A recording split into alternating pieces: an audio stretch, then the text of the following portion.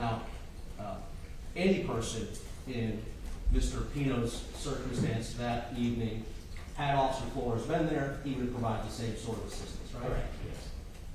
Whether the person had been in an accident or not, right? Correct. In fact, if it had been one of the uninjured passengers of Mr. Pino's vessel attempting to come from the Good Samaritan vessel onto your vessel, and Officer Flores were there, he would provide the same assistance to that. Yes, correct.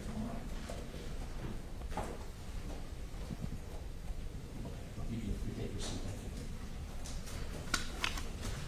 Thank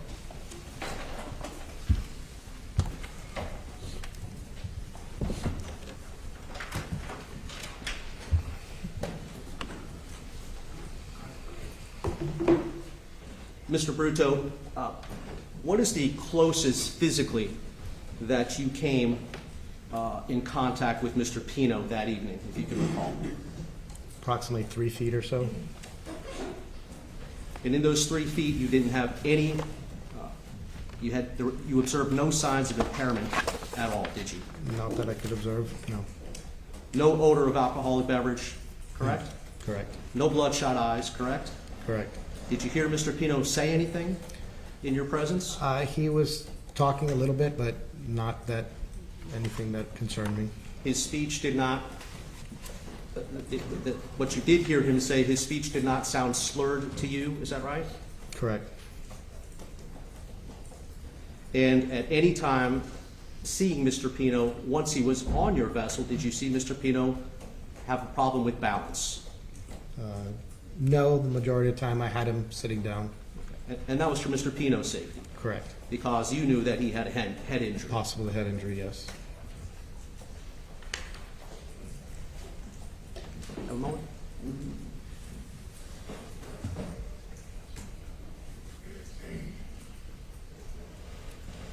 Thank you, Mr. Brutto. No further questions.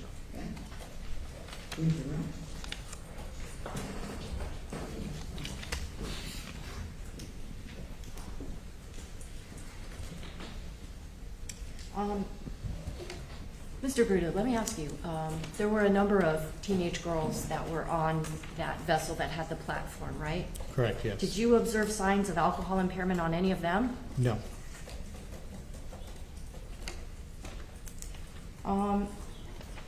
The attorney asked you about why you were asking another officer, hey, he's a medical, he's got a head injury, you know, get him seen. He asked you why you did that, and you said that one of the reasons why was because of the extent of injuries of some of those other girls on the vessel. I want to call your attention.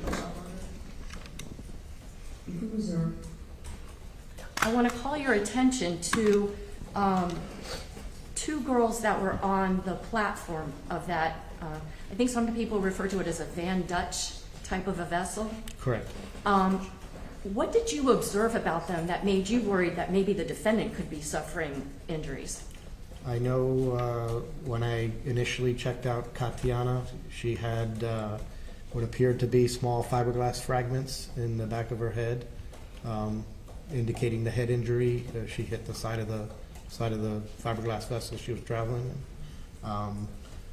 The other female on the other side didn't have any fiberglass in her head, but her head area had disheveled or messed up, possibly indicating, and the fact that she wasn't really speaking, just kind of nodding.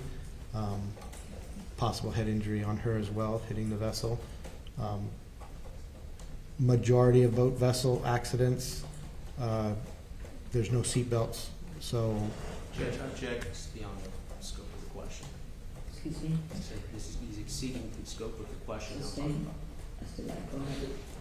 In terms of those 2 young ladies that were on the platform, when talking about Kati, was she ever conscious when you were dealing with her? no. What about the other young woman? Other than just nodding her head when we would ask questions, that's about it. She didn't really speak at all. Okay. Now, after you had escorted the person who was the owner of that vessel that had stopped, that Good Samaritan with the large boat and the platform. After you had helped escort him safely back through the nighttime waters, you indicated you came back to Elliott Key, is that right? Yes, correct. And the defendant was still there? Yes, he was. There were fire rescue workers there? Yes, they were. Were there what they call fire boats? Correct. And is a fire boat basically a boat that is operated by the fire rescue personnel? Yes, correct. They are fire trucks for the water. Okay. So had Mr. Pino needed immediate assessment or attention to get him to the mainland, fire rescue had the means to do that. Is that fair to say? Yes. But you see him there walking around with all these other fire rescue people, nobody's taking him anywhere. Correct. The attorney asked you about the manner in which you responded to the initial call, first going to Boca Chica and eventually finally finding the people that are in the Cutter Bay area. First off, when you were responding to that call, does a police boat have like lights on it like a police car would? Yes, they do. The emergency lights as well as the siren. Were your emergency lights activated as you were heading up to Boca Chica? Yes, they were. Did you have teenagers who had been drinking on your police boat with you? No, we did not. Did you have with you, though, 2 other officers that could serve as lookouts to help make sure you're safe as you're traversing up to Boca Chica? Yes, I did. Did you ever operate that vessel without looking where you're going for 9 seconds? No, I did not. Did you hit a channel marker on your way to respond to that emergency? No, I did not. Did you have 2 beers while you were on your shift that day? No, I did not. Were you responding to what you understood to be a life and death emergency? Yes, I was. Would you consider going to a dinner party a life or death emergency? Objection, Judge. No. No other questions? All right, thank you. Raven calls, No, sir, the witness is excused, thank you.